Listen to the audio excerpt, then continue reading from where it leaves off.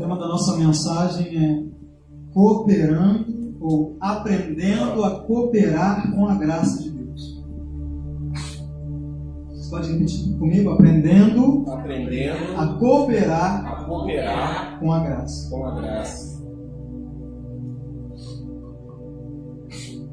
A graça de Deus ela é poderosa. Ela é poderosa para salvar o homem, libertar o homem. Ela é poderosa para dar a esse homem uma vida sobrenatural. E ela é poderosa para te levar até o final da sua carreira. Ela é poderosa do início ao fim. Só que a gente precisa entender que precisa de ter uma cooperação com a graça de Deus. Às vezes, quando, devido à força do legalismo nas igrejas, a gente precisa bater muito na tecla da graça de Deus, da salvação sem mérito. E às vezes a gente não tem muito tempo para falar de outros aspectos da graça. E algumas pessoas ouvem a nossa pregação e podem ter uma impressão errada do que nós estamos falando, porque eles estão ouvindo apenas um aspecto da graça de Deus, que é a graça salvadora. Mas a graça de Deus não se limita à nossa salvação. Amém? Amém. Você achou aí? 1 Pedro capítulo 4, verso 10. Diz assim: cada um administra aos outros o dom como recebeu, como bons mordomos ou dispenseiros da multiforme graça de Deus. Diga assim: multiforme. Quem já viu Transformers aqui?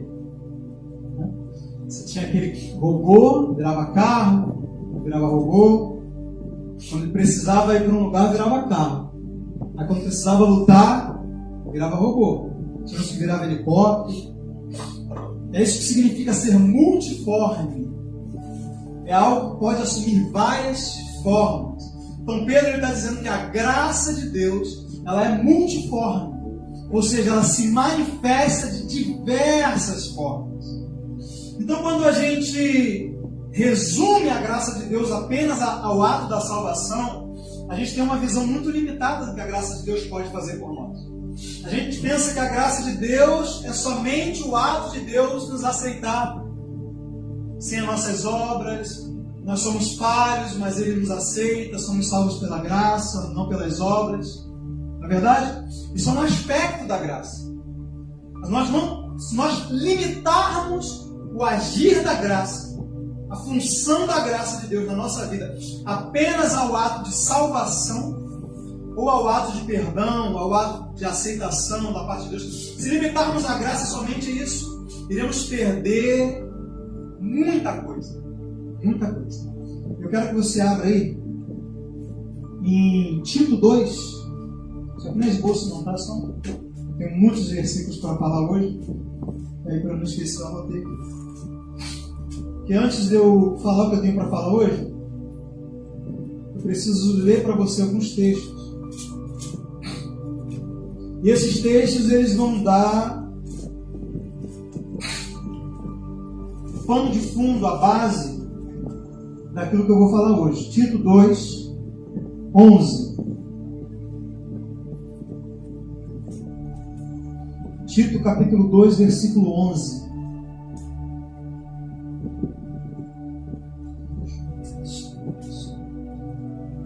Glória a Deus. Obrigado, Espírito Santo, pela tua unção nesse lugar. Obrigado, Senhor. Abre o nosso entendimento, Senhor. Pai, nos dê espírito de sabedoria e revelação. Ilumina os olhos do nosso entendimento. Queremos conhecer a Ti, ó Deus, mais profundamente. Queremos cooperar contigo, ó Deus. Tito 2, verso 11, diz assim: porque a graça de Deus se manifestou salvadora a todos os homens. Vou repetir. Porque a graça de Deus se manifestou o quê?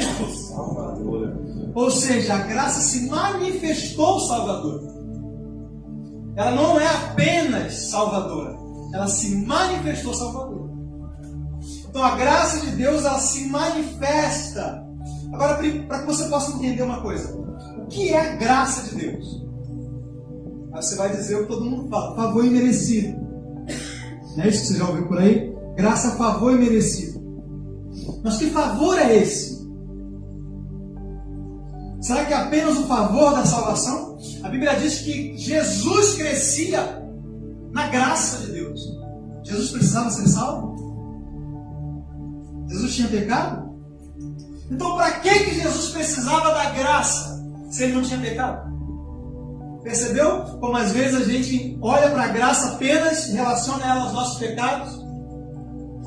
Não, eu sou falho, então eu preciso da graça. Mas só por causa dos seus pecados que você precisa da graça? Para princípio de conversa, eu preciso dizer para você que a graça de Deus é todo o agir de Deus, o favor de Deus em relação ao homem. É a provisão de Deus para tudo o que você precisa. É por isso que a graça de Deus ela é multiforme. É por isso que a graça de Deus se manifesta de diversas formas. Por quê? Ela se manifesta a fim de suprir todas as minhas necessidades. Então, quando o homem é pecador e se encontra longe de Deus, e não importa o quanto esse homem tente nascer de novo, sabe que você pode orar 24 horas por dia, isso nunca vai te fazer nascer de novo? Você pode jejuar vários dias, isso nunca vai te levar a nascer de novo. Porque o novo nascimento é uma obra exclusiva da graça de Deus. É Deus que faz isso. É Deus que te gera de novo. Seu papel é apenas crer. Então, quando o homem precisa nascer de novo, precisa ser salvo, então a graça se manifesta salvadora. Agora, o homem já salvo, ele precisa da graça salvadora? Ele já está salvo. Ele não precisa ser salvo. Então agora ele vai descobrir que ele precisa de outras formas da graça de Deus se manifestar. Posso ouvir um amém? Amém. Abre aí em 1 Coríntios capítulo 15. Mas pela graça de Deus sou o que sou. E a sua graça para comigo não foi em vão. Ou em outras traduções vai dizer, não foi inútil. A sua graça para comigo não foi inútil. Antes, trabalhei mais do que todos eles. Todavia, não eu, mas a graça de Deus comigo. Você percebe que não tem nada a ver com salvação aqui. Não tem nada a ver com pecado aqui. A graça de Deus na vida de Paulo, ele está dizendo que a graça de Deus na minha vida me faz ser quem eu sou e fazer o que eu faço. Porque a graça de Deus está comigo, eu fui capaz de fazer muito mais do que todos os outros apóstolos. Então, graça para fazer. Aqui estamos falando de um outro aspecto da graça. Aqui estamos falando não da graça salvadora, mas da graça capacitadora. É isso que significa graça multiforme. Ela se manifesta de várias formas. O homem precisa ser salvo, ela se manifesta salvadora. Agora o homem salvo, ele precisa exercer o seu chamado. Ele precisa pregar o Evangelho.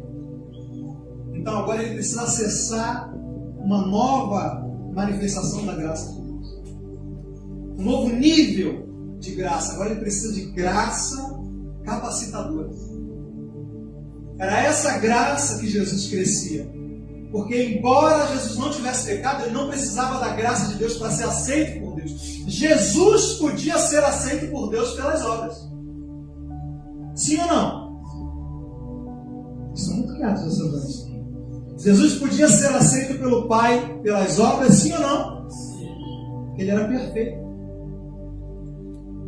O Pai podia olhar para Jesus e aceitá-lo, por isso que ele disse: esse é o meu filho amado em quem me... Então o Pai se comprazia nele. O Pai se compraz em nós? Por quê? Porque estamos nele. Então nós não podemos ser aceitos por Deus por nós mesmos. Somos aceitos por Deus através de Cristo. Não podemos ser aceitos por Deus pelas obras. Amém? Amém. Mas Jesus podia. Então Jesus não precisava da graça de Deus para se relacionar com Deus. Ele era santo, perfeito. Não havia nada que abalasse o seu relacionamento com o Pai. Nós dependemos da graça para restaurar esse relacionamento, porque esse relacionamento havia se rompido. E Deus falou assim: os vossos pecados fazem uma divisão entre vocês e mim. Então precisou a graça para me reconectar ao Pai. Jesus não precisava dessa graça. Jesus não precisou pedir perdão. Pedir perdão pelo quê? Então qual era a graça que Jesus precisava? Jesus precisava de graça para curar enfermos, para expulsar demônio, para pregar, para fazer as coisas. Ele precisava do favor de Deus. Aí você vai descobrir que a graça de Deus também é o poder de Deus. Na verdade, eu vou falar um pouco mais claramente com você aqui. Não há diferença entre a graça de Deus e o Espírito Santo. A graça de Deus, para você entender melhor a graça de Deus, ela não é uma coisa. A graça de Deus é uma pessoa. Aleluia. A Bíblia diz que a lei foi dada por Moisés. Graça e verdade vieram por Jesus Cristo. Quais são os dois nomes que o Espírito Santo é chamado? Espírito da graça e Espírito da verdade. Graça e verdade vieram. E o que foi que veio? Não foi o Espírito? Foi. O que foi que Jesus enviou? Não foi o Espírito? Quando Moisés subiu o monte, no primeiro Pentecoste, ele recebeu a lei. No último Pentecoste, Jesus deu aos seus discípulos o seu Espírito. Então, qual foi a graça e a verdade que veio? Veio com o Espírito Santo. O Espírito Santo é quem opera a graça de Deus na minha vida. Você quer um exemplo? Quem foi salvo pela graça aqui? Foi a graça que te salvou? Tem certeza? Hã? Tem certeza? Você não teve que entrar na igreja e ser dizimista, se enquadrar na doutrina da igreja, trocar de roupa, para depois ser salvo? Não? Você foi salvo assim, instantaneamente? Quem te salvou? A graça, amém? Salvo pela graça. Mas se você for pegar uma lupa e analisar os pormenores dessa salvação, presta bem atenção, fui salvo pela graça. Mas analisando os pormenores dessa salvação, quem te convenceu do pecado? Quem que usou alguém para falar com você? Quem produziu fé no seu coração enquanto você ouvia a palavra? E quem te impulsionou a tomar a decisão? Depois que você tomou a decisão, creu, confessou Jesus, quem é que entrou em você e restaurou seu coração, te fez nascer de novo, regenerou seu espírito? Então você percebe que a graça te salvou, mas foi o Espírito que fez tudo. Então, isso que eu chamo de a graça de Deus, na verdade, foi todo o agir do Espírito Santo na minha vida. Entendeu que não há diferença entre o Espírito Santo e a graça? É por isso que ele é chamado de o Espírito da graça. O Espírito da verdade. Porque graça e verdade vieram. Quem veio? O Espírito Santo. Então quando a gente olha para alguém usado por Deus, a gente fala, nossa, essa pessoa tem uma graça para ministrar, tem uma graça para pregar. Na verdade, mas quem é que está capacitando ela a pregar, a fazer o Espírito Santo? O que a gente está dizendo, na verdade, é que o Espírito Santo está sobre ela, ungindo, capacitando, e a gente fala, olha, tem a graça de Deus. Você fala assim, nossa, eu estou sentindo uma graça de Deus para fazer tal coisa. Eu fiz isso e havia uma graça, foi tão fácil fazer. Na verdade, era o Espírito Santo te ajudando. Então, a graça de Deus, ela é todo o agir de Deus através do Espírito Santo em favor da minha vida, seja ele qual for. E a graça de Deus, eu posso dizer que ela é suficiente para cada área da sua vida, para qualquer necessidade, para tudo que você precisa. Tudo. Eu mostrei aqui na palavra de Deus, graça para salvação. Eu estou mostrando para você aqui agora, graça que capacitou Paulo a fazer coisas, a trabalhar no reino de Deus. Agora eu vou te fazer uma pergunta. Paulo diz que fez mais do que todos os apóstolos por causa de quê? Da graça, amém? Eu pergunto, o Pedro não tinha graça, não? Os outros apóstolos não tinham a graça? Então por que Paulo está dizendo que ele fez mais por causa da graça? Se todo mundo tem a graça. Os apóstolos tinham a graça. Paulo também tinha a graça. Vocês concordam que era a mesma graça? É o Espírito Santo. Então eles tinham o Espírito Santo, Paulo tinha o Espírito Santo. Mas por que essa mesma graça que levou Paulo a fazer muito mais, também não levou os outros a fazer tanto quanto Paulo fez? Por que Paulo fez mais?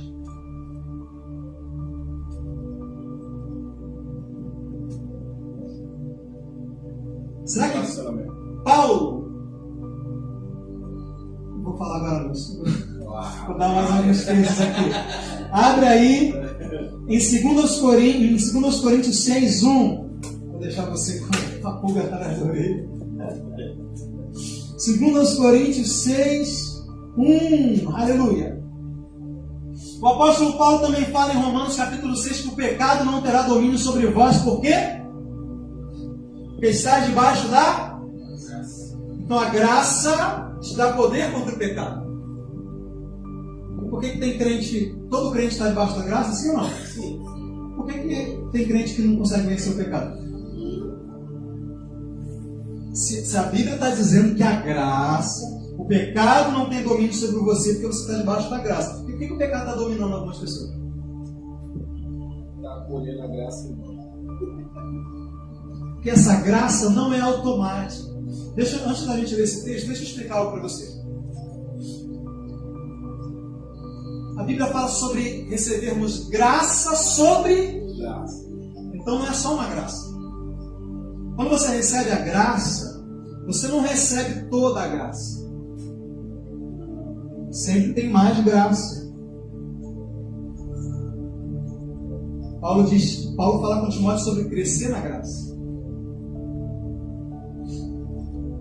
A Bíblia fala sobre a graça abundar. O que é abundar? O texto coloca aqui, ó. Está um pouco mais da metade. Se eu colocar ele embaixo da torneira, ele vai transbordar. Então, se a graça pode superabundar ou transbordar, é porque ela tem uma medida. É como a água, pode ser medida. Tanto que lá em Atos fala que na igreja havia abundante graça. Ou seja, havia algo que podia ser visto e a pessoa fala, nossa, tem muita graça fluindo aí. Há uma abundante graça. Então a graça pode ser medida. Então eu tenho graça na minha vida, eu posso ter mais graça. Isso. Vamos saber disso. Posso ter mais graça. Uou!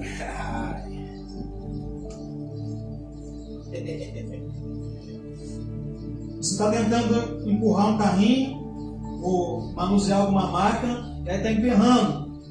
Aí você percebe que tem pouca graxa. Aí você põe mais graxa. Então, se alguma área da sua vida está se meio emperrando, meio indo, não indo, o que eu preciso? Mais graça naquela área. O que você está rindo? Entendeu a graça? Vocês estão entendendo? Amém. Então, 2 Coríntios 6, capítulo 16. Eu vou falar sobre 6:16. Eu vou falar sobre graça e depois eu vou falar sobre graça. O que é graça sobre graça? Ok? Verso 16. Assim que daqui por diante a ninguém conhecemos segundo a carne, e ainda que também tenhamos conhecido... Não, vou pular para o 17. É 2 Coríntios 6. Desculpa, sim. Mas a gente vai ler o 6 também, por isso que eu confundi. 5:16. Tá, no 6. 5:16. Assim... Não, perdão, 17. Vamos pular o 16. Assim que se alguém está em Cristo, nova criatura é. As coisas velhas já passaram, eis que tudo se fez novo. E tudo isso provém de Deus. Diga, tudo isso provém de Deus. Diga, não provém de mim. Não provém de mim. Aqui nós estamos falando de um aspecto da graça de Deus que não depende de você. É uma obra exclusiva de Deus. O quê? Fazer de você uma nova criatura.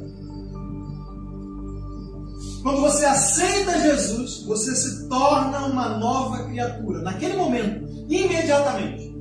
Não é quando você se batizar. É instantâneo. Creu em Jesus, está em Jesus. Por isso que todo aquele que nele crê será salvo. Você creu com o coração, confessou com a boca. Naquele momento, o que acontece? O Espírito Santo entra dentro de você, pega o seu espírito que estava morto e ressuscita o seu espírito. Regenera o seu espírito. Lá em Ezequiel capítulo 36, verso 26 diz: Deus estava falando da nova aliança e Ele prometeu: eu vos darei um coração novo, um espírito novo, e porei dentro de vós o meu espírito.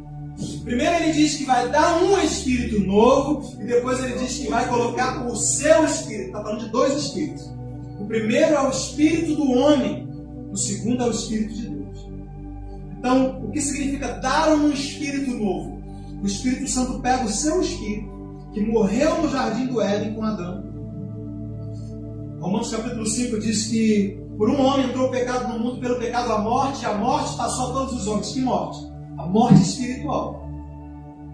Essa separação de Deus, essa natureza de trevas, de pecado, que Paulo também fala lá em Efésios capítulo 2, que Ele nos ressuscitou, estando nós mortos. Eu pergunto, quando você pregar o Evangelho para você que você aceitou Jesus, você estava morto num caixão? E alguém te ressuscitou? Então que morte é essa que Paulo está falando? Quando estávamos mortos, mortos espiritualmente, Ele nos deu vida. Se a morte que nós estávamos era morte espiritual, qual foi a vida que Ele nos deu? A vida espiritual. Logo em seguida Ele fala assim: agora não andem como os outros gentios, que estão separados da vida de Deus. É sinal de que agora você não está mais separado da vida de Deus. Você recebeu de novo a vida de Deus que Adão perdeu no Éden. Quando Deus soprou em Adão o espírito de vida, o fôlego de vida, qual vida você acha que Deus soprou em Adão? Presta atenção. Quando Deus criou os animais, os peixes, os aves do céu, a Bíblia diz, Deus disse assim, produz a terra animais, produz as águas animais. Deus não desceu e foi lá soprar a vida nos animais. Então qual foi a vida que a terra produziu? Uma vida terrena. É por isso que o animal morre e não vai nem para o céu nem para o inferno, morreu, acabou. Porque a vida do animal é uma vida terrena, foi a terra que produziu. Agora, quando Deus foi dar vida ao homem, Ele foi pessoalmente. Ele soprou a sua própria vida no homem. Por isso que na genealogia de Lucas está escrito que Adão era filho de Deus. Adão não era criatura, Adão era filho. Por quê? Porque tinha a natureza de Deus, a natureza espiritual. O corpo de Adão veio da terra, mas o espírito de Adão veio de Deus. Quando Jesus está conversando com Nicodemos, ele fala assim: é necessário você nascer de novo. Aí Nicodemos não entende nada, ele fala assim: como é que eu vou nascer de novo se eu já sou velho? Eu vou voltar para o ventre da minha mãe? Porque ele pensou que Jesus estivesse falando de nascer de novo fisicamente. Mas Jesus estava falando sobre nascer de novo espiritualmente. Não era o corpo que tinha que nascer de novo, era o espírito que tinha que nascer de novo. Agora, se para o corpo nascer de novo, o corpo tem que voltar para o ventre onde ele foi gerado, o que precisa acontecer para o espírito nascer de novo?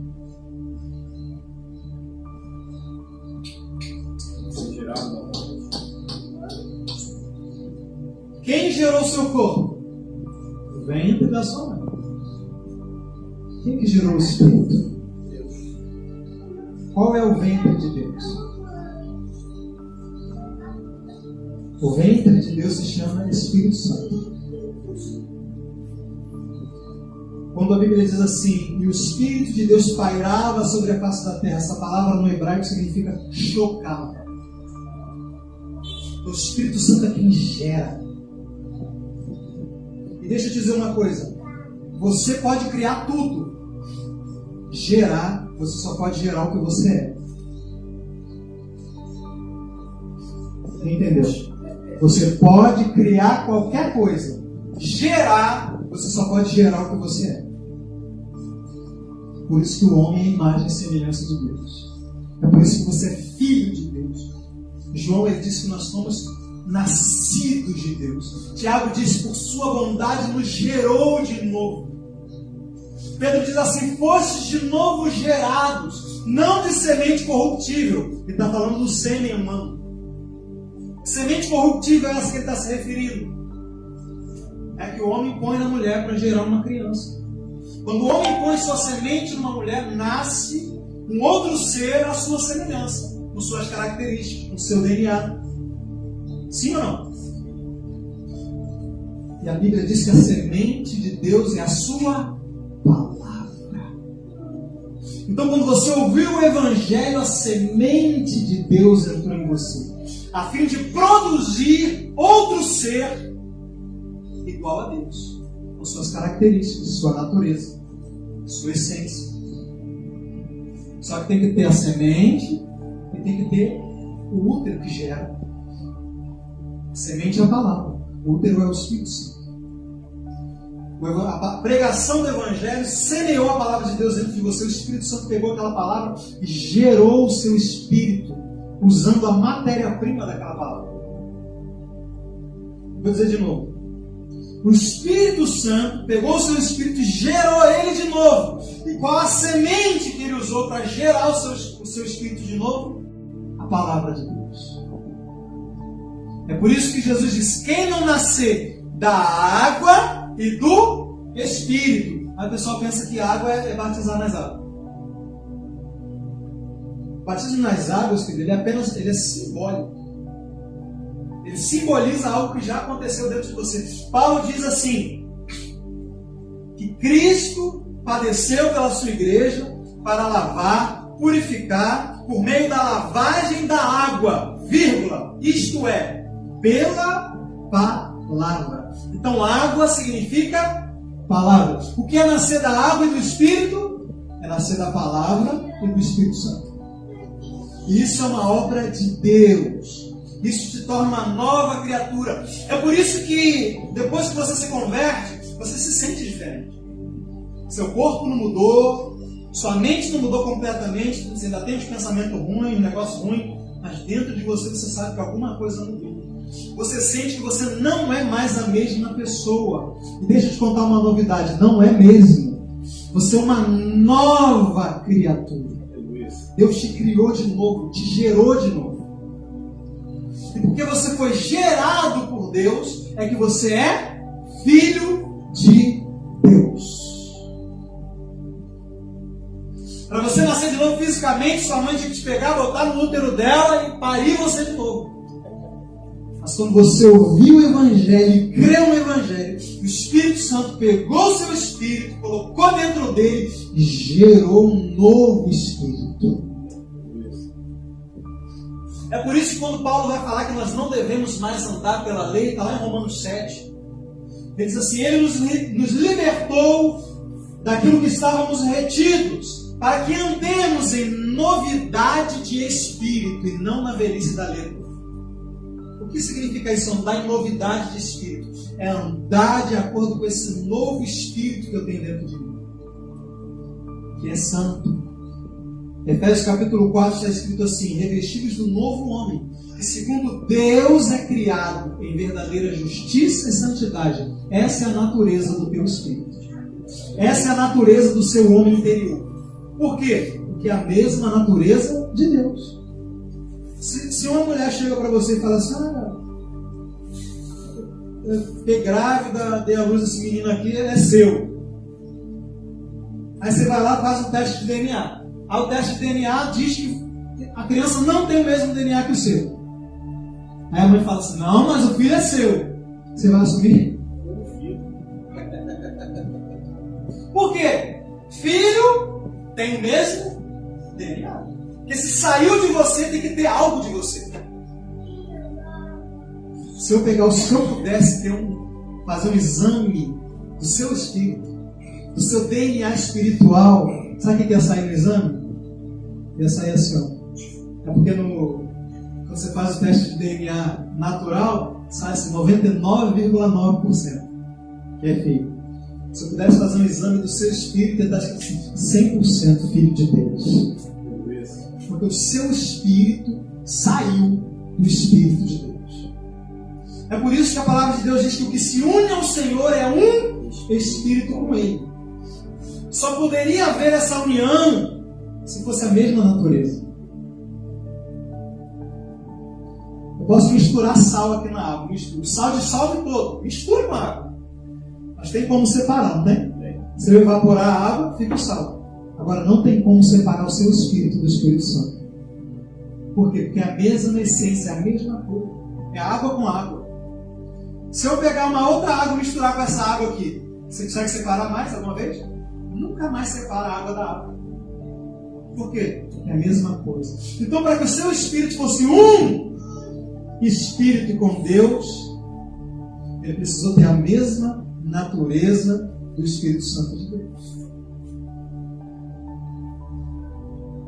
Isso é revelação, amém? Você não vai escutar isso em muitos lugares, não. Vamos falar até beleza. Então, tem base bíblica para tudo que eu estou falando. Porque não é um estudo sobre isso. Não parava aqui, abria texto. Então nós poderíamos encontrar aqui 10 textos dizendo que você é filho de Deus porque você nasceu de Deus, foi gerado por Deus. João, ele diz assim: agora somos filhos de Deus. Não, perdão, ele diz assim: vede com que grande amor nos tem amado o Pai, a ponto de sermos chamados filhos de Deus. Aí vai vir um religioso e fala assim: tá vendo? Somos chamados filhos de Deus. Somos considerados filhos de Deus. Só que João, meu Deus, quando é o Espírito Santo que inspira o escritor, não fica brecha. João fala assim: a ponto de sermos chamados filhos de Deus, vírgula, e somos mesmo seus filhos. Não apenas chamados, não apenas considerados. Você é filho de adoção, mas você não é filho adotivo. Como assim? Você é filho por adoção, ou seja, você não era filho e virou filho, mas você não é filho adotivo. Por quê? Porque se eu vou adotar uma criança, eu adoto, mas ela continua sendo adotiva, é filho adotivo. Por quê? Porque não é filho de verdade, biologicamente não é. No caso, a natureza não é mesmo. Não é mesmo? Só que quando Deus te adotou, Ele não só te deu um nome, Ele não só foi lá no cartório e deu o nome dele, Ele mudou a sua natureza, Ele fez você ser filho dele de verdade. Ele pegou você e gerou você, Ele deu a luz a você. Você nasceu de Deus. Então você não é apenas, Ele não te considera filho dele, você é filho dele. Amém? Aleluia, glória a Deus. A Bíblia diz que Ele nos transportou do império das trevas para o reino do Filho do seu amor. Aí você pensa que Ele pegou você assim, tirou você daqui e jogou você ali. Não foi assim que Ele te transportou. Quando você vai para os Estados Unidos, vamos supor que você vai morar nos Estados Unidos. Quando você chega lá, vamos supor que você recebe uma nacionalidade. Você casa com uma gringa lá, não sei o que você arruma lá. Você consegue ter a nacionalidade americana. Mas todo mundo sabe que você não é americano. De verdade você não é. Você só é americano de verdade se você nasceu lá. Se você nascer lá, você é americano. Se você não nasceu, você pode ter um green card, o que for, mas você não é americano. Você é um brasileiro que está morando lá legalmente. Todo mundo sabe que você é um brasileiro, se relaciona com você como brasileiro. E às vezes a gente interpreta essa passagem para o reino de Deus como uma imigração. Você não imigrou para o reino de Deus, mano. Vou explicar o que é o seu transporte para o reino de Deus. É como se você aqui morresse aqui no Brasil, o Estado brasileiro assinasse o seu atestado de óbito e agora você nascesse nos Estados Unidos. alguma mulher lá engravidasse e nascesse um bebê e é você. Mais ou menos você entendeu o que aconteceu. Você não migrou do reino das trevas para o reino de Deus. Você morreu e nasceu já dentro do reino de Deus. É por isso que Jesus disse: quem não nascer de novo não pode entrar no reino de Deus. Porque a única forma de entrar no reino de Deus é nascendo nele. Aleluia. Bem penetra. A única forma de entrar no reino de Deus é nascer. Jesus disse: quem não nascer de novo não pode entrar no reino.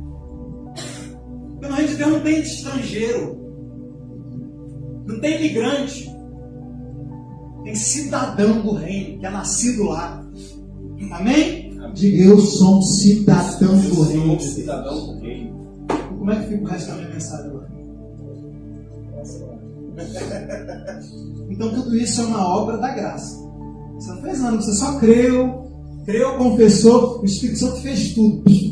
Assim, você piscou o olho, pronto. Você era uma pessoa, agora você é outra. Você era um cidadão das trevas, agora você é um cidadão do reino de Deus. Essa é a primeira onda da graça de Deus na sua vida. É um trabalho exclusivamente de Deus. Agora, outros aspectos da graça de Deus vão exigir de você cooperação. Cooperação. Nesse primeiro aspecto da graça, sua única cooperação foi crer e confessar. Agora, para outros aspectos, vão exigir cooperação. Por que vai exigir cooperação? Porque, se, por exemplo, a graça de Deus para santificação, para você viver uma vida reta, piedosa, livre do pecado, vencer suas fraquezas, você precisa da graça para isso, sim ou não? Sim. Mas essa graça vai fazer isso instantaneamente, automaticamente? Não. Se fosse, todo crente estaria andando, ó, lindo. Todo mundo estaria refletindo a glória de Deus, o caráter de Deus. Não tinha ninguém passando a perna em ninguém, não tinha crente dando mau testemunho. Ou seja, isso já não é um papel exclusivo da graça. Por isso que Paulo disse: não eu, mas a graça de Deus comigo. Não é nem eu sozinho, mas também não é a graça de Deus sozinho. É a graça de Deus junto comigo. A Bíblia diz que o Espírito nos ajuda. Ele não faz o que é para a gente fazer, ele ajuda a gente a fazer. Então é você que vai se santificar, que vai renovar sua mente, vai mortificar sua carne, vai exercer seu ministério, vai correr atrás do seu ministério com a ajuda do Espírito Santo. Então você vai fazer isso pela graça. E aí você vai ter que descobrir como se fortificar na graça, como crescer na graça. A gente conhece e pensa muito no aspecto da graça de Deus agindo em nós. Mas tem outro aspecto que é a nossa relação com a graça. O que nós fazemos em relação à graça. A nossa responsabilidade para com a graça. A nossa cooperação. E aqui no capítulo 6, antes de eu encerrar, a gente falou aqui da obra de Deus, que é a sua primeira graça. Deus fez tudo. Aquele que não conheceu o pecado, Deus o fez pecado. Aqui toda a ênfase está: Deus fez, Deus fez, Deus fez, Deus fez, Deus fez. Você é nova criatura porque Deus fez. Aí quando chega, porque capítulo 6 quem botou foi um homem, tá? Aqui é o mesmo assunto. Paulo não está mudando de assunto.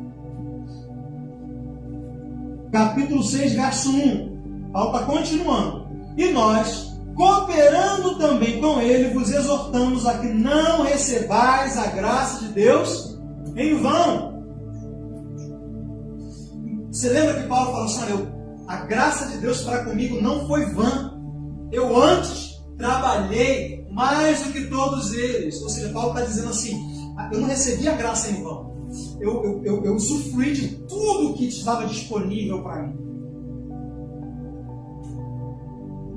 Eu fiz a graça de Deus valer na minha vida. Eu desfrutei de tudo que a graça de Deus tinha para mim. E ele aprendeu isso. Sabe quando Paulo aprendeu isso? Paulo ele tinha um problema. Onde ele pregava, ia um pessoal atrás dele, judeus. Perseguia ele onde ele ia. E citava as pessoas contra Paulo. Esse era o espinho na carne de Paulo. Era a perseguição e a tribulação que ele passava. Todos os cristãos naquela época passaram perseguição dos apóstolos, mas igual Paulo não tinha. E aí ele fica muito chateado, ele ora a Deus 3 vezes acerca disso. Senhor, aparta isso de mim, quero paz, quero sossego, quero pregar o teu evangelho em paz. Qual é a resposta que Deus dá para ele? Minha graça te basta. Ou seja, a gente falou de graça para salvação, graça para capacitação, agora a gente está falando de graça para suportar qualquer situação, graça para lidar com dificuldades da vida, graça para suportar perseguição, tribulação, aflição. Você percebe essa multiforme graça de Deus? Ela se manifesta de várias formas. Ela se manifesta como força para lidar com situações, para não ser abalado. Graça, aí Deus diz assim, a minha graça te basta. Outra tradução vai dizer, a minha graça é suficiente. Não tem nada que você precise que a graça não tenha para te dar. Aleluia. Preciso de sabedoria. Abre aí, 2 Coríntios, capítulo 1, verso 12.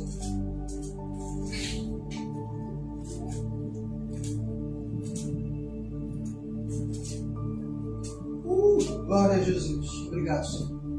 Sorianda lamando rica lamando rossi lavande la doce catalabrosi la brasa. Sore mando levar la suriande le grossi catalamando rossi lavande levra soria. Oh, aleluia. Glória a Jesus.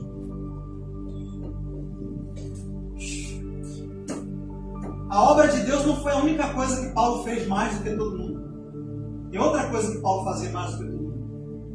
Ele disse assim, dou graças a Deus que eu falo em línguas mais do que todos nós. Sabe que tem alguma coisa a ver uma coisa com a outra? Ele diz para Timóteo assim, fortifica-te na graça. Deus fala para ele assim, a minha graça te basta, o meu poder se aperfeiçoa na sua fraqueza. Paulo descobriu uma forma de extrair da graça o poder que ele precisava. Ele descobriu como se fortalecer na graça, se fortificar na graça. Ele disse assim, olha, você está abatido, você está de pé, você está em fartura, você está em escassez, e tudo eu já aprendi a passar. Aí ele termina dizendo assim, posso todas as coisas naquele que me fortalece. Paulo está dizendo, eu aprendi a estar forte em qualquer problema. Por quê? Porque Deus falou para ele, o meu poder se aperfeiçoa na sua fraqueza. Então, de que graça Deus estava falando que bastava para Paulo? Deus estava falando só, o poder que você precisa para passar por isso, a minha graça tem para você. Então, graça é poder de Deus para me fortalecer em qualquer situação.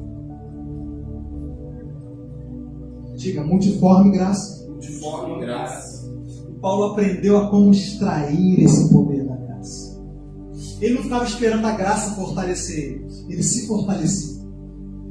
Efésios capítulo 6, verso 10 em diante, ele diz assim, no demais, irmãos meus, fortalecei-vos no Senhor e na força do seu poder. Isso é graça, sim ou não? Sim.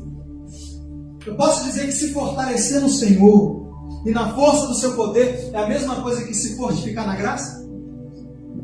Não é? Então ele disse, Timóteo, fortifica-te na graça.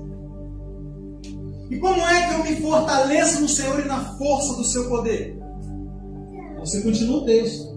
No verso 18 ele diz assim, orando em todo o tempo no Espírito. Diga assim, orar no Espírito. Orar no Espírito. Diga mais forte, orar no Espírito. Orar no Espírito. Extrai força, poder da graça. Por demais, irmãos meus, fortalecei-vos no Senhor e na força do seu poder. Verso 18. Orando em todo tempo no Espírito. É por isso que Paulo fala assim, eu falo em línguas mais do que todos vós. Aí diz assim, todavia na igreja, prefiro falar 5 palavras em meu próprio entendimento, que o pessoal quer falar assim, não, essas línguas que Paulo falava muito, era o grego, era o aramaico, Paulo era um poliglota. Só que logo em seguida ele diz assim: eu falo em línguas mais do que todos vós. Todavia, na igreja, eu prefiro falar com o meu próprio entendimento para edificar os irmãos. Se ele prefere falar com o seu próprio entendimento, é sinal que as línguas que ele se referiu antes eram línguas que ele falava sem o entendimento. Que línguas são essas? A língua que ele estava falando nos versículos anteriores. Se eu orar em língua estranha, o meu espírito ora de fato, mas o meu entendimento fica infundido. É a mesma coisa que ele está dizendo. Orar no espírito. Quando eu oro em línguas, meu espírito ora. Aí ele diz: fortaleça-se no Senhor na força do seu poder, reviste-se de toda a armadura de Deus, orando em todo tempo no... O que é orar no espírito? Orar em línguas. Aí você descobre por que Paulo dava graças a Deus, porque ele falava em línguas mais do que todos os coríntios. Ele disse isso para os coríntios: eu dou graças a Deus porque eu falo em línguas mais do que todos vocês. Pergunta: como é que Paulo sabia disso? Sabe que Paulo foi lá, fez uma pesquisa, e aí? Quantas horas você ora em línguas por dia? Ah, eu oro uma. E você? Eu oro 3. Eu oro 5. Agora eu sei que eu oro mais do que todo mundo. Como Paulo sabia? Você acha que Paulo estava mentindo, escrevendo as escrituras e mentindo? O Espírito Santo escreveu, inspirando Paulo a escrever o texto, e aí Paulo está mentindo. Vamos concordar que Paulo realmente devia orar mais do que todos eles em línguas. Agora, o que dava para Paulo essa segurança de dizer que orava em línguas mais do que todos eles, sem achar que está mentindo? Irmão, só se ele acordasse e dormisse orando em línguas. Se eu acordo orando em línguas, passo o dia orando em línguas, e vou dormir orando,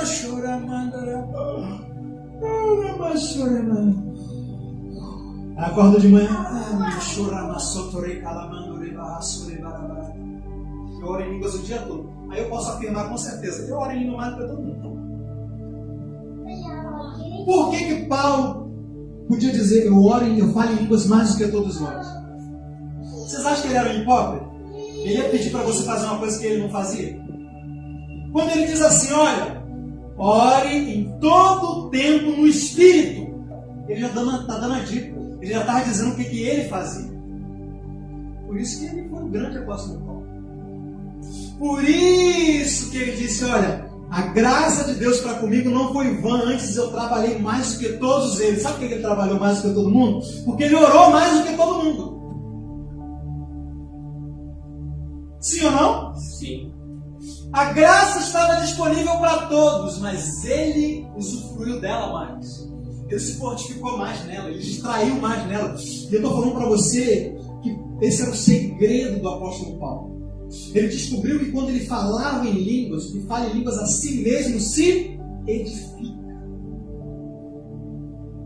Até mesmo quem não conhece essa doutrina de orar em línguas, as pessoas que só falam em língua no culto, lá vai na igreja, sente o poder de Deus, só lá, chega em casa, fala em língua, só no domingo que vem que fala em língua. Até mesmo essas pessoas, se você perguntar para elas, elas vão te dizer que o dia que ela se sente mais forte, mais fortalecida, é o dia que ela foi na igreja, o culto foi bom e ela falou em línguas. Aquele culto que é bom, que ela fala em línguas, ela sai do culto se sentindo mais forte. Sim ou não? Porque o que fala em línguas se edifica, se fortalece no Senhor e na força do seu poder. Agora você imagina, se a pessoa já se sente forte quando ela vai no culto e fala em língua ali no culto, sentindo a presença de Deus. Imagina se essa pessoa falasse em línguas todo dia. Lavando louça, andando na rua, baixinho para ninguém pensar que você é maluco. Você sabia que você pode orar em línguas baixinho? Porque Paulo ele diz assim: olha, se não tiver intérprete, fique calado na igreja falando consigo mesmo e com... Fique calado falando. Você já viu alguém calado falando? Porque a tradução no grego não é fique calado, é fique em silêncio, para não fazer barulho. Ou seja, agora mesmo, eu estou aqui pregando, você pode ficar assim, ouvindo a pregação e orando em línguas. Por que Paulo ia dizer, se não tem intérprete? Tem gente que defende a doutrina, não, língua era só para pregar o evangelho. Não, língua é só se tiver interpretação. Mas Paulo está dizendo que se não tiver interpretação é para continuar falando baixinho. Se não tem benefício nenhum, se não serve para nada, não era mais fácil ele falar, não, fica quieto, cala a boca, se não tem interpretação, não serve para nada, não precisa falar. Por que ele manda continuar falando? Porque está produzindo algo na vida da pessoa que está falando, está edificando, está fortalecendo, está dando crescimento, está trazendo mais graça para a vida daquela pessoa. Eu estou convencido disso. Tem muito texto aqui ainda, eu não falei, mas quando eu pego todos esses textos para eu ler, eu fico convencido de que quanto mais eu oro em línguas, mais graça de Deus flui na minha vida. Dá para ler, mas dá para citar, ainda foi gravado. Aqui. 1 Pedro 4, 10, Tito 2, 11, 1 Coríntios 15, 10, 2 Coríntios 6, 1, receber a graça em vão, 2 Pedro 3, 18, crescer na graça, 2 Timóteo 2, 1, fortificar-se na graça, 2 Coríntios 1, 12, Paulo diz assim, porque não andamos em sabedoria, andamos nesse mundo não na sabedoria humana, mas na graça de Deus. Ou seja, a graça de Deus ela também é sabedoria para viver, para andar, para discernir as coisas. Paulo lá em 1 Coríntios capítulo 12 ele fala assim, falamos porém sabedoria, mas não a sabedoria do mundo, que não serve para nada. Falamos a sabedoria de Deus oculta em mistérios. Está lá em 1 Coríntios 2. A sabedoria, quem gostaria de ter a sabedoria de Deus? Você está com um problema no casamento. Pessoal, você tem a sabedoria de Deus para resolver aquele problema? Você está com um problema na sua vida financeira. Você tem a sabedoria de Deus para resolver aquele problema? Paulo diz que a sabedoria de Deus está escondida em mistério. Quem fala em línguas fala o que mesmo? Mistério. É só eu que percebo uma coincidência? Será que há alguma coisa a ver com a outra? Comece a orar mais em línguas, você vai perceber que você vai ficar mais sábio. Você vai discernir mais as coisas. As coisas de Deus, Paulo diz, as coisas espirituais se discernem espiritualmente. Você vai começar a ler a Bíblia, vai parecer que você está lendo outra Bíblia. Às vezes eu oro em línguas, aí vou pegar um texto para ler, uma carta de Paulo que eu já li 50 vezes. Aí vou ler de novo. Parece que é a primeira vez que eu estou lendo. Cada vez eu encontro mais coisa, mais revelação, mais profundidade. Às vezes eu já tinha aquela revelação, mas parece que a revelação ficou maior, né? Se aprofundou. Sabedoria de Deus, revelação. Conheci mais algum texto aqui? Filipenses capítulo 2, quando Paulo diz assim, operai a vossa salvação no temor do Senhor. Operai, diga assim, eu opero. Diga mais forte, eu é que opero. Eu é que opero. Aí depois ele fala assim, porque é Deus quem opera em vós o querer realizar. Olha, é eu que opero ou é Deus que opera? Diz assim, opere, porque é Deus que opera. Ou seja, você só pode operar porque Deus está operando. Porque você tem a graça de Deus na sua vida, então você pode tomar atitudes em relação a essa graça. Você pode operar porque Deus opera. Então, se Deus está operando e eu tenho que operar, então, na verdade, Deus está operando. O que eu estou fazendo? Eu estou cooperando. Então, é isso que Paulo está pedindo. Coopere com o que Deus está operando na sua vida. Efésios capítulo 1, Paulo está orando pela igreja e fala assim, eu oro para que vocês tenham espírito de sabedoria e de revelação, iluminados os olhos do seu entendimento, para que vocês possam saber qual é a grandeza, a suprema grandeza do poder de Deus que opera em vós. Aí ele diz, o mesmo poder que ressuscitou Jesus dentre os mortos. Olha só que coisa linda. O mesmo poder que ressuscitou Jesus é o poder que está na sua vida. O poder que criou o universo, o poder que criou a luz, as estrelas, o sol, tudo. Esse poder todo o poder que Deus tem, que é o Espírito Santo, está na sua vida. Paulo fala assim, eu estou orando para que vocês tenham revelação, para vocês conseguirem conhecer esse poder, ter a dimensão do poder que existe na sua vida. Para quê? Para que não seja em vão. Ou seja, você tem um poder enorme disponível que você não usa, você não desfruta. Está com uma Ferrari na garagem e está indo para o centro da cidade a pé. Aí o que é receber a graça em vão? É ter recursos disponíveis, força, sabedoria, capacitação, tudo. E viver capengando, viver naturalmente, viver na força do braço, viver na sabedoria humana. Sendo que você pode viver na sabedoria de Deus, viver pela revelação, andar no poder, resolver as coisas pela fé, ver o poder de Deus agir na sua vida, receber força no meio das fraquezas. Você tem todos esses recursos disponíveis. Paulo está orando. Paulo orava para que a igreja tivesse revelação da suprema grandeza do poder que operava neles. Então, porque eu tenho esse poder operando em mim, agora Paulo fala assim, opere também. Você deve operar. Ou seja, você tem que cooperar com Deus para que você desfrute tudo isso. E como que eu coopero com Deus? Deus está disposto a fazer tudo, te dar tudo, te fortalecer, te dar sabedoria, te dar entendimento, te dar revelação. Ele só pede para você abrir a sua boca e falar em línguas.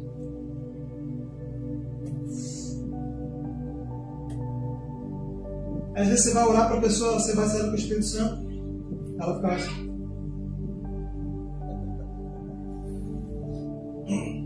Fale em línguas.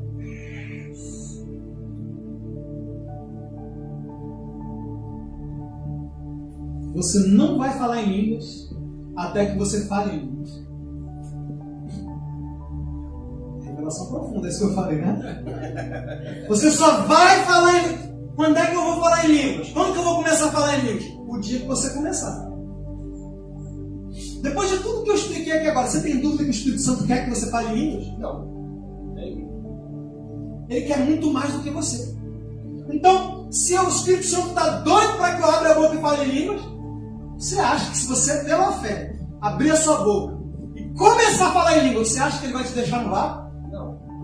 Basta você crer, abrir a boca e começar a falar em línguas. Naquele momento, o Espírito Santo vai ter tudo o que ele precisa para colocar as línguas na sua boca. Só precisa da sua fé. Ele diz, abre a tua boca e eu encherei. Qual é a melhor forma de ser batizado com o Espírito Santo e falar em línguas? Falando em línguas. Vou contar para vocês como é que eu fui batizado com o Espírito Santo. Vou já fechar para fingir que está acabando. Irmão, eu me converti numa igreja assim que era muito assim do reteté. Muito boa, né? Cheio do fogo, os irmãos, os amores de pessoas. Mas não tinha muito conhecimento bíblico. E eu falava assim, gente, eu quero sentir esse negócio, vocês sentem. O irmão ali falou que viu anjo, o outro irmão falou que viu bola de fogo. Eu quero ver as coisas, eu quero sentir as coisas, eu quero, sabe? Eu vi o irmão lá, se tremer e sentir um negócio. Eu quero sentir isso aí também. Estava tão desesperado, estava quase botando a mão num fio solto para ver se eu sentia alguma coisa. Todo mundo sentia, eu não sentia nada. Aí eu falava assim, como é que eu faço para ser batizado com o Espírito Santo? Eu quero falar em língua. Aí o povo falava para mim assim, vai buscando, vai esperando que no tempo de Deus vai te batizar. Eu não acho isso na Bíblia. Eu leio Atos dos Apóstolos, eu vejo Paulo falando assim, Paulo encontra 12 discípulos em Éfeso. E aí, recebestes o Espírito Santo quando crestes? Não, nem sabemos que existe Espírito Santo. Aí Paulo põe as mãos sobre ele, a Bíblia diz que o Espírito Santo vem sobre eles e todos eles começaram a falar em línguas. Mas quando Paulo pergunta assim, recebestes o Espírito Santo quando crestes? Isso me mostra que o normal era receber quando crer. Esse era o normal da igreja. Quando Samaria foi evangelizada por Filipe, os apóstolos, ouvindo isso, desceram imediatamente. Para quê? Para orar por eles, para que eles fossem batizados com o Espírito Santo. Imediatamente. A regra na igreja primitiva aceitou Jesus, já era batizado nas águas no mesmo dia, e já recebia imposição de mãos no mesmo dia, já saía falando em língua. Para quê? Para se fortalecer, ora. Se oração em línguas, se orar em línguas, falar em línguas me fortalece, me edifica. Para que eu vou esperar um mês, 2 meses? Eu tenho que me santificar primeiro. Agora me diz, sem o poder do Espírito Santo, sem a força do Espírito Santo, você vai se santificar como? Você vai vencer o pecado como? Vou ter que se santificar primeiro. Para quê? Para merecer? Estamos falando da graça de Deus. Favor não merecer. Ninguém nunca vai merecer o Espírito Santo. O Espírito Santo não é para quem merece, é para quem precisa. Falar em línguas não é para quem merece, é para quem precisa. Falar em línguas não é para forte. Falar em língua é para quem é fraco. Porque serve para você se fortalecer. É o poder de Deus se aperfeiçoando na sua fraqueza. Por isso que Paulo disse, quando eu estou fraco, aí que eu estou forte. Sabe por quê? Porque quando ele viu o bicho pegando, que ele estava lá fraco, atribulado, deixou cataraba, chorabará. Aí é que ele orava em línguas mais. Então quando ele estava fraco, aí é que ele estava forte. É quando ele orava mais. Até que eu fui jejuar, ia para o monte, fazia tudo. Queria ser batizado com o Espírito Santo. Até que um dia eu li um livro chamado Espírito Santo e os seus dons, de Kenneth Hagin. E ali ele ensina sobre o batismo com o Espírito Santo e ele ensina sobre você tomar posse pela fé. Baseado em Marcos capítulo 11, que diz assim: e tudo que pedirdes orando, creia que você já recebeu, então você terá. Ele ensinava nesse livro que a forma de você receber qualquer coisa era você crendo que já tinha recebido. Você ora, Senhor, me cura. Amém. Eu creio que já estou curado. E a partir dali você crê que já está curado. Isso se chama oração da fé. Diga, oração da fé. É crer, pedir e na mesma hora acreditar que está recebendo naquela hora. Eu terminei de ler esse livro, eu fiquei meio doido, meio maluco, meio cheio de fé. Não sei se era cheio de fé, se era cheio de doideira, o que me deu. Eu sei que eu fui para a varanda da minha casa, sozinho. Eu orei assim: Pai, eu creio que é da sua vontade me batizar com o Espírito Santo. Porque a tua palavra diz, essa promessa é para vós, para vossos filhos e para quantos o Senhor Deus chamar. Em 2 Coríntios capítulo 1 diz que todas quantas promessas de Deus tem nele o sim e por ele o amém. Batismo com o Espírito Santo é promessa, sim ou não? Sim. O que Deus está dizendo? Sim, amém. Quero ser batizado com o Espírito Santo. Deus está falando, sim, amém, seja.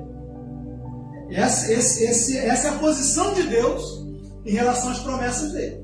Se é uma promessa, você já tem o sim e o amém de Deus. Então eu falei: Senhor, eu creio que o Senhor quer me batizar. E eu venho agora em oração pedir, me batiza agora. E eu creio que eu estou sendo batizado agora. E eu vou falar em línguas agora. Obrigado, em nome de Jesus, eu recebo. Amém. O que você acha que eu fiz assim que eu terminei a oração? Você acha que eu esperei, vi uma xaramaná, uma bola de fogo, senti um negócio, caí no chão? Mano, pela fé, sem sentir nada, eu abri a minha boca e rossi lamando que lavarassuri, andele grossi lavaragarrassuri, roxarabadarabanai. Aí eu fiquei uma semana falando em língua assim, sem sentir aquela coisa que o pessoal falava, só vi. Eu sei que era bom, não vou negar para você, eu sentia uma coisa boa, uma paz, me sentia mais forte. Mas não sentia aquele negócio que o povo sentia. Porque o meio que eu estava, quem falava em língua geralmente estava pulando, estava tremendo. Eu achava que para falar em língua era só assim. Eu não tinha aprendido que você podia falar em língua quietinho, assim, sabe? Andando na rua, sentado. Então eu passei uma semana falando em línguas sem ter aquelas experiências que aquelas pessoas narravam. Até que um dia, uma semana depois, durante essa semana eu cheguei até a duvidar. O diabo ficou na minha cabeça: você está na carne, você está na carne. Como se o Espírito Santo fosse um brincalhão. A Bíblia diz assim: se vós que sois maus sabeis dar boas coisas aos vossos filhos, quanto mais o vosso Pai dará ao Espírito Santo a quem lhe pedir.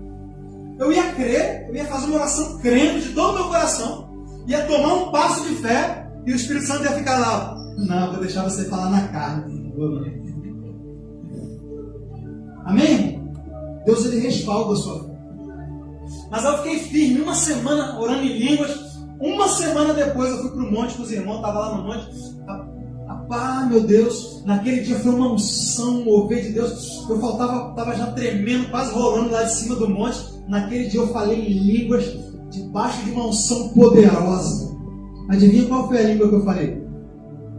A mesma língua que eu estava falando na semana toda. Então a questão não é você sentir ou não sentir, querido. A questão é você crer. É melhor você... Porque se eu oro por você para você falar em língua, aí você fala em língua e não sente nada, mas fala em língua. Algum lugar da Bíblia promete que você vai sentir alguma coisa? Não. Promete o quê? Falarão novas línguas. Então por que você está esperando coisa que a Bíblia não promete? A única coisa que você tem que esperar é aquilo que a Bíblia promete.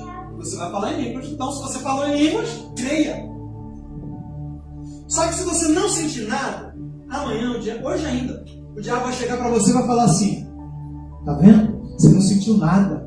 Isso é coisa da sua cabeça. Você está na carne. Só que se você sentir também, vamos supor que eu oro por você e vem aquele fogo, aquela unção, aquele poder. Hoje ainda, quando você chegar em casa, o diabo vai vir e vai falar assim: tá vendo? Era emoção. Você não foi batizado não. Você só se emocionou muito e falou em língua na carne, na emoção. Então, sentindo ou não sentindo, o diabo vai falar para você que você está na carne, que não é Deus. Então você precisa simplesmente crer como uma criança. Meu filho de 5 anos senta aqui e fica orando em línguas o culto todo. Como que ele foi batizado com o Espírito Santo? Um dia eu estava em jejum, eu estava orando ali de manhã, a oração das 5 da manhã. E eu falei: Senhor, batiza o meu filho, quero ver meu filho falar em línguas. Terminando a oração ali, fui para casa, chamei a Tiffany para a gente orar, eu e ela. 7 horas da manhã, tá eu e minha esposa sentados na sala orando. Meu filho sai do quarto e senta do meu lado e começa a ficar quietinho ali, começa a falar: te amo, Jesus. Repetiu tudo que eu falava. Aí eu, daqui a pouco comecei a orar em língua, daqui a pouco eu estou escutando. Meu filho está orando em língua junto comigo. Aí eu falo para o meu filho assim: filho, ora em língua. Ele chega, ora em língua. É muito mais fácil para uma criança do que para um adulto. Porque criança não vai ficar: será que é da minha carne? Será que não é? Será que é da minha cabeça? Será que eu estou imitando? E a Bíblia diz que você tem que receber como uma criança. As coisas do reino de Deus você deve receber como uma criança. Creia que o seu pai quer te dar. Creia que o seu pai quer que você fale. Não duvide. A palavra está dizendo que você deve orar em todo o tempo no Espírito. Sim ou não? Você acha que Deus vai pedir para você fazer algo que você não pode fazer? Que Ele não está disposto a te capacitar a fazer? Então o que eu preciso, pessoal que assistir em algum momento o vídeo? O que eu preciso para começar a falar em línguas? Comece a falar em línguas. Quando você começar a falar em línguas, a primeira palavra que sai da sua boca, pode ter certeza que foi o Espírito Santo que colocou. Danilo, como é que você pode afirmar isso com tanta certeza? Eu conheço o Espírito Santo. E eu conheço quanto essa prática de falar em línguas mudou a minha vida e pode mudar a vida de qualquer pessoa que praticar isso. E porque eu sei o resultado disso na minha vida, eu tenho certeza que o que o Espírito Santo quer para mim, Ele quer para você. E eu sei que antes mesmo de você querer orar em línguas, o Espírito Santo já estava ansioso, esperando você fazer isso. Amém? Vamos ficar de pé em nome de Jesus.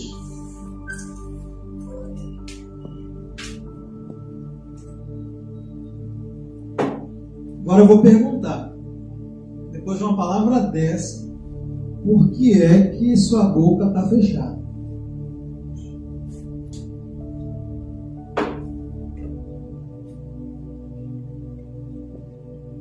Por que é que você não está orando em línguas ainda?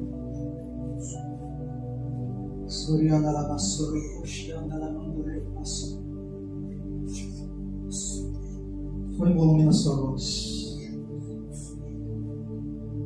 Põe volume na sua voz. Comece a orar em outras línguas. Fortaleça-se no Senhor e na força do seu poder. Revista-se de toda a armadura de Deus. Orando em todo o tempo no Espírito. Porque se eu orar em língua estranha, o meu espírito ora de fato. Porque o que fala em línguas, a si mesmo se edifica. Vós, porém, amados, edificando-vos a vós mesmos na vossa santíssima fé, orando no Espírito Santo. Porque o que fala em línguas não fala aos homens, visto que ninguém o entende, mas fala com Deus. E em Espírito fala mistérios. Ora mandarabagarra sonhando aralabababababa sorere mandarabagarra. Rica terere bababababa cheque terere bababababa sore barabara.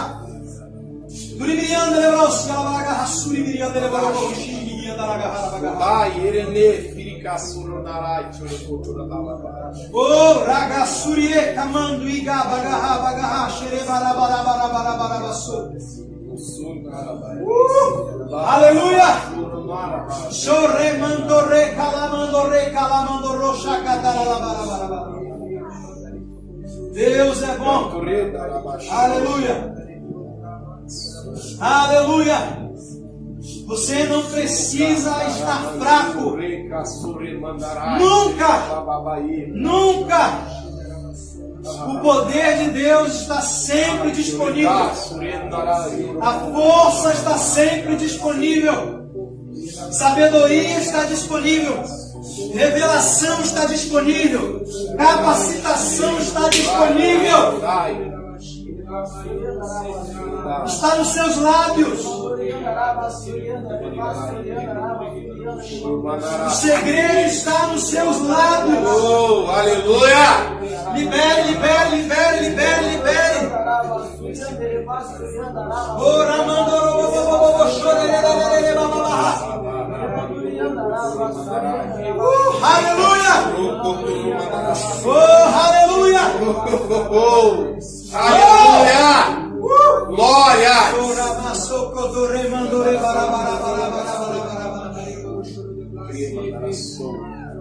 Glória a Deus, aleluia. Obrigado, Jesus. Obrigado, Jesus. Obrigado, Jesus.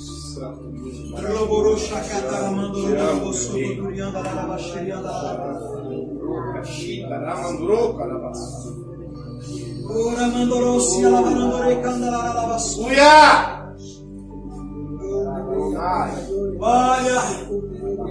Glória! Glória!